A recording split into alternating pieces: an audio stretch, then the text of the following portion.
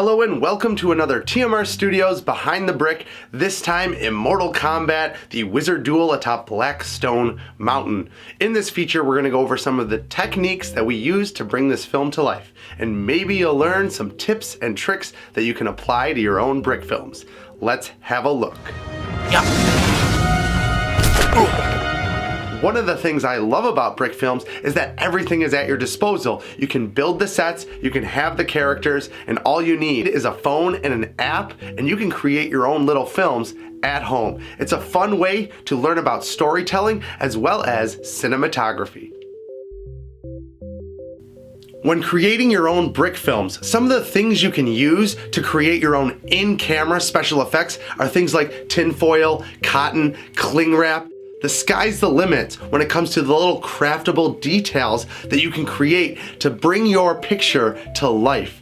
And what I mean by that is using cotton as water splashes or even smoke, or some of that cling wrap or tinfoil as lightning. Anything you want to do to use your imagination and really expand the creativity of your work. In this film, we also utilized a lot of digital special effects and overlay them in post-production. Now that does take some planning, and we do have to choreograph those movements and fight scenes because the reaction and action of some of those lightning bolts, fireballs, etc. have to be timed out appropriately. So you have to fill in those frames to be able to create those overlays in post-production. Another thing you may not notice is we actually use overlays of some of the explosions of the actual brick pieces. So to increase the visual of some of those bricks breaking and shattering, we actually digitally overlay some of those explosions. And how we do that is using simple green screen or blue screen, animating those sections and pieces in a small kind of overlay fashion where it's just a burst of bricks. Then we can overlay that anywhere we want to use it, and it really creates a fast and efficient way to be able to add extra details.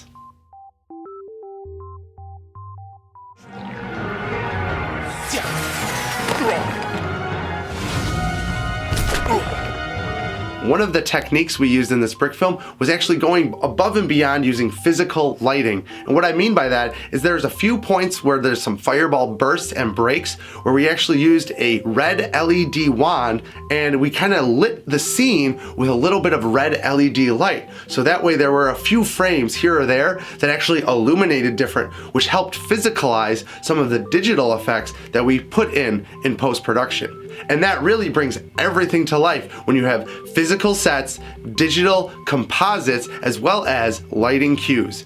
All of those put together will create a very believable, realistic look in your brick films.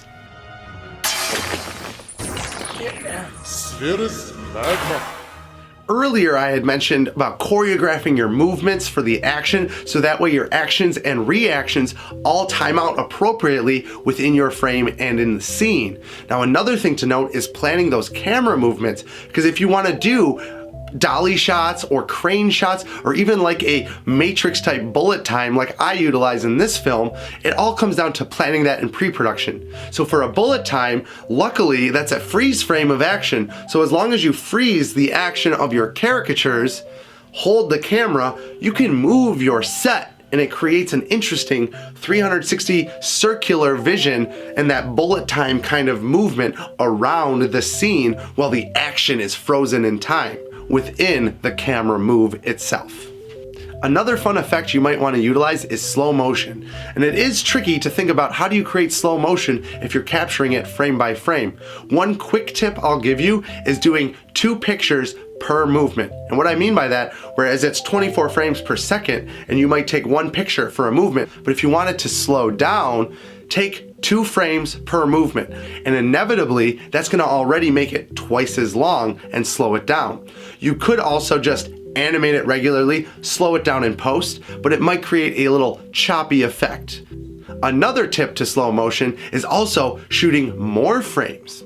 You can also minimalize your movement and make it even smaller, so that will also elongate the frame and the movement.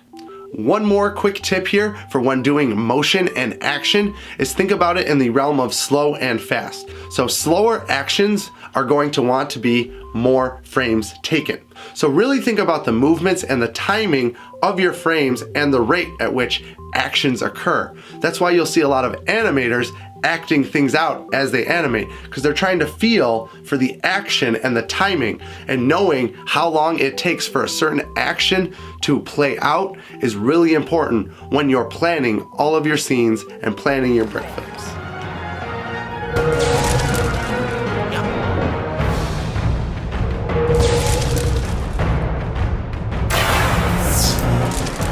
Because this is a film with wizardry and magic, it allowed us to use some creative sounds. And that is something you should utilize as well. Using some interesting and creative sounds that make you stop and go, that was fun, that was interesting. Cartoons use it throughout the 70s, 80s, 90s, and even going back into the 40s and 50s. Sound was something that they used as a stimulant within the visual. Take that to note when you're making your videos as well. Those interesting sounds of like water and jugs pouring, like making that jug noise, or even splashes, or even goofy sounds that your characters might make when they fall, they slip. So just using creative, interesting sounds can really enhance your brick film. Hey. Brick films are a great way to learn about filmmaking, storytelling, and animation. So if you like any of those or all of them, grab your Legos, get an app on your phone, and start animating your own short films. My name is Ryan Lehman. I hope you enjoyed this segment of Behind the Brick on TMR Studios. Please subscribe for more brick films, tutorials, as well as stop motion animations, and we'll see you in pictures. One last thing, if you haven't, check out the time lapse of the complete start to finish behind the scenes right here on TMR Studios.